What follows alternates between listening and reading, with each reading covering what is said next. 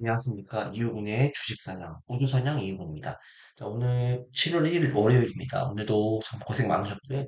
일단 오늘 시장을 봤을 때, 딱 제가 7월 초가 굉장히 중요하다라고 말씀을 드렸잖아요. 왜냐면, 7월 달에 우리가 공략해 볼 수 있는 또 핵심 종목군들, 그 다음에 하반기에 우리가 공략해 볼 수 있는 핵심 종목군들, 이거를 결정 지을 수 있는 시기라고 말씀을 드렸어요. 그래서 굉장히 중요한 이제 1, 2, 3 월화수 될 것 같은데 일단 당장에 지금 시그널은 확인이 됐어요. 오늘 같은 경우 보면은 전력 인프라 관련 주들이 많이 빠졌고 그 다음에 그 제약바이오 특히 비만약 관련주가 많이 움직였어요. 그래서 이런 거만 봤을 때도 일단은 좀 상반기에 움직였던 종목군들이 좀 주춤하고 하반기에 탄력이 붙을 수 있는 종목군은 일단은 제약바이오 쪽이다.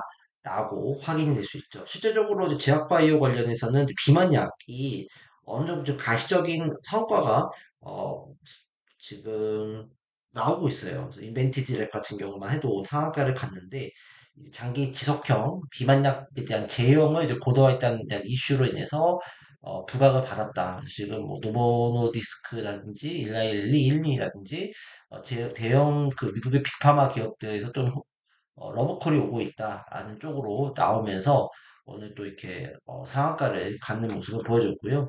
또 주말 사이에는 이 비만약의 어떤 원리, 살 빼주는 원리도 찾았다라는 내용도 나왔었고 뉴스가 그래서 오늘 그 비만약 관련들이 많이 이제 급등했어요. 그래서 체크를 해보면 일단은 펩트론 같은 경우는 좀 신고가를 해서 가는 모습을 이제 보여주고 있죠. 펩트론도 신고가, 인벤티지 랩은 바닥에서 상한가를 갔고, 그다음에 비만약에 대한 종목으로 제가 지난주에 말씀드렸던 대봉 LS도 오늘 급등하는 양상을 보여줬습니다. 대형주 중에서는 한미약품도 오늘 기분 좋은 흐름을 보여줬고, 동아 ST 이런 기업들도 오늘 5%대 상승을 보여줬습니다. 그 다음에 HK, 이노엔이나 또 일동제약이나 이런 기업들도 반등을 보여줬는데요.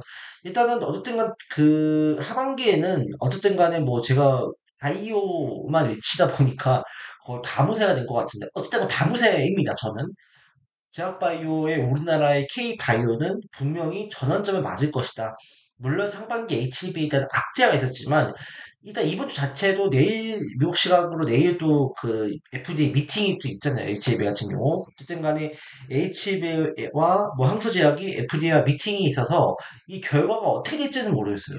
뭐 좋은 얘기가 나올지 나쁜 얘기가 나올지 그러나 어쨌든 간에 CRL을 받았기 때문에 개선을 해서 다시 재신청을 했을 경우에 좋은 흐름이 나올 수 있다는 점, 또 우리 기대해 볼 수 있을 것 같고, 그 외에도 이제 비만약에 대한 흐름들, 또 아이테오전을 필두로 해서 어떻게 보면 이런 또 그런 플랫폼, 기술의 어떤 이 해외에서 인정받는 그런 공로들, 이런 걸로 봤을 때, 또 유한양행이 또 8월 달에 이제 그 레이저 티닙, 랭라자라고 하는 이제 그 비소세포 폐암 치료제에 대한 FDA 승인, 이런 것들이 지금 이제 단순히 어떤 기대감들, 단순히 꿈, 어떤 단순히 어떤 그런 게 아니라 실체화가 되고 있기 때문에 K바이오가 예전에 뭐 신라젠 사태, 헬릭스비스 사태 이런 것들을 인해서 악재만 있었고 또 뭐 허황된 어떤 이 실체가 없는 신기루다 이런 게 아니라 정말로 실체가 있는 업종으로 바뀌어가고 있는 어떻게 보면은 이제 성장통 같은 단계이기 때문에 이런 것들이 하나하나 해소가 되면서 이제 해외로부터 인정을 받고 있기 때문에 이런 것들이 결국에는 K바이오의 어떤 이 산업이 점점 커갈 수밖에 없다. 당연히 그에 따라서 주가도 상승할 수밖에 없는 상황들이라는 거죠. 그런 의미에서 K바이오는 결론적으로 테마주가 아니라 실적주가 되고 우리나라의 주도 업종이 될 수 있다. 그래서 K바이오가 갈 길은 아직도 멀고 멀었다. 멀 길이 많이 남았다. 그렇게 저는 보여지기 때문에 어쨌든 간 K바이오에 대한 우리 신뢰 어렵지만 그래도 다시 한번 믿자. 그런 의미에서도 좀 실적이 나오고 또 대형 빅파마들한테 기술 수출을 하고 있고 또 제휴를 하고 있는 업체들 위주로 좀 보는 게 조금 더 안정적으로 이제 가져갈 수 있다. 그렇게는 볼 수 있을 것 같아요. 완전히 뭐 다만 그건 있어요. 제약바이오 종목군들이 탄력을 받는다고 해서 모든 종목이 다 올라가지 않을 겁니다. 분명히 계속적으로 마이테오젠이나 유한양이나 뭐 펩트론 같은 종목군들은 계속 우상향을 할지언정 정말 올라가지 않는 종목도 있을 거예요. 계속 실적은 나와도 처지는 종목군도 있을 거예요. 그러니까 그런 것들도 있기 때문에 잘 그 종목을 가려서 또 선별해서 매매를 하는 전략이 무엇보다 필요하다. 그렇게 말씀을 드릴 수 있겠습니다. 오늘은 여전히 이 제약바이오 쪽, 아이테오젠 같은 경우는 좀 빠졌지만 여전히 뭐 시세가 살아 있고요.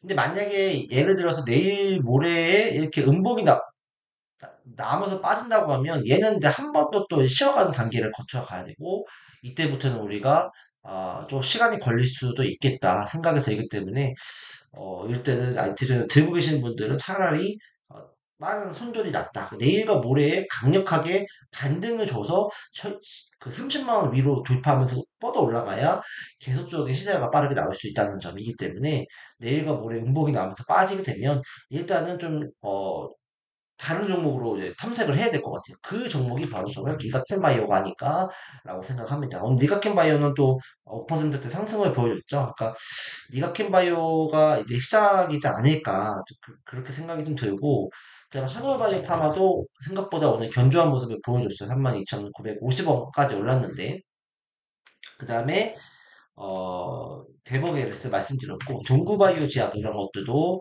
한번 움직임이 나올 수 있지 않을까 그렇게 생각이 들고 그 다음에 GI 이노베이션 유한양행과 컨택하고 있는 GI 이노베이션도 저점 매수 가능하다. 그 다음에 유한양행을 필두로 해서 오스코텍 유한양행도 지금 신고가를 지금 앞두고 있어요. 그래서 여기 82,000원 넘어갔기 때문에 85,000원대를 넘어가게 되면은 이제 신고가격으로 갈 수 있는 거기 때문에 좀 시세가 조금 더 나올 수 있지 않을까 그렇게 좀 생각이 듭니다. 그래서 유한행위는 잘 봐야 되고 오늘 오스크텍 같은 경우는 이미 시세가 강하게 붙었죠. 10% 이상 급등하면서 좋은 모습을 좀 보여주고 있습니다. 이제 시작이라고 좀 보여지기 때문에 조정시 매수하는 관점 나쁘지 않을 것 같고요. 삼천장제약도 오늘 비만약 뭐 관련해서 이슈가 나오면서 또 5% 가까이 급등했네요. 계속적으로 봐야 됩니다. 어쨌든 간에 제약바이오 쪽은 하반기도 봐야 되지만 제가 많이 말씀드렸던 종목군 위주로 좀 보는 게 좋을 것 같다. 그렇게 말씀을 드릴 수 있겠고 그다음에 뭐 에이프릴바이오 이런 것도 이제 기술 수출에 대한 부분이기 때문에 여전히 이제 또 장기적으로 끌고 간다고 했을 때는 여전히 이제 매수는 가능하다. 대신에 조금 이 19,000원대, 2만 원대 아래에서는 매수하는 게 참 좋겠다. 예, 그런 생각은 듭니다. 그다음에 뭐 파노스, 아이바이오 이런 것들도 반등이 좀 나올 수 있는 가능성이 있고요. AI 신약 관련해서. 그 다음에 전통적으로 우리가 이제 그 세이트리온도 서서 이제 봐야 되면 트럼프에 대한 재집권 가능성이 높아지고 있는 상황이기 때문에 이런 바이오시밀러 확대를 이제 추진하고 있는 이 트럼프 수혜주로 볼 수 있겠죠. 세이트리온이나 삼성바이오로직스도 컨택하는 필요가 있다. 그렇게 보여집니다. 그러니까 7월 첫째 날에 보니까 다 제약바이오 다 올랐어요. 그다음에 이제 CDMO, CMO 관련 쪽 바이닉스 이런 것도 수혜를 받을 수 있기 때문에 바이닉스도 체크를 해보자. 그다음에 조금 뭐 소형주로서는 뭐 프레스티스 프레스티지 바이오로직스 프레스티지 바이오 뭐 이런 거는 좀 위험하기 때문에 뭐 권장을 드리지는 않습니다만 이런 기업들도 CDMO, CMO 관련주이기 때문에 다 부각을 받을 수 있고 뭐 차바이오텍 이런 기업들도 미국에서 어떤 활동을 하고 있기 때문에 CMO, CDMO 관련해서 주목을 해봐야 될 것 같고 그 다음에 유전자 편집 치료제, 출제 이런 것들도 다시 한번 체크해봐야 될 것 같아요. 크로젠 이런 것들도 그다음에 어 제약바이오 쪽으로 오늘 좀 보는 게 여전히 좋다는 말씀을 계속적으로 강조해 드리고 싶고요. 그 다음에 이제 그 반도체는 딱 이 종목이에요. 네오셈, CXL 관련주죠. 이 종목을 좀 봐야 돼요. 이 종목이 좀 뭐 갭을 떠서 음봉으로 떨어졌지만 어쨌든 간에 조정이 나왔을 때 이 자리에서는 여러분들이 매수해 볼 만하다.